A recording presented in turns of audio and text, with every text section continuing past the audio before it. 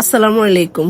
আজ শুক্রবার, তার সাথে পবিত্র জুমা। এদিকে আমার অনেক খুশি, কারণ আমার ছোট বোন ঢাকা থেকে আসছে, আমাকে না জানিয়ে সারপ্রাইজ দিছে। আসলে সারপ্রাইজটা আমি এমনভাবে পাইছি যে খুশিতে আমার চোখ দিয়ে পানি চলে আসছে। এদিকে আমি রান্না করছি আজকে বিরিয়ানি, আর সাথে ছিল দই ছিল, রসমালাই ছিল।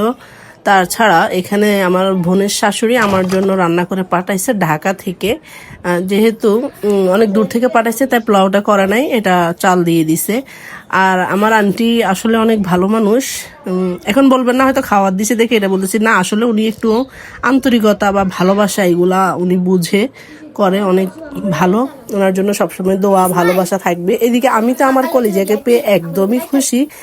খুশি আর কি বলবো, যেটা মানে যে খুশির কোনো শেষ নাই। আমার ভাগ্নিকে পেয়ে আমি এত খুশি যেটা বলাবিহীন। আমার পুরো কলিজাটাই হচ্ছে ওরা, কি বলবো, বলে কোনো শেষ দিতে পারবো না।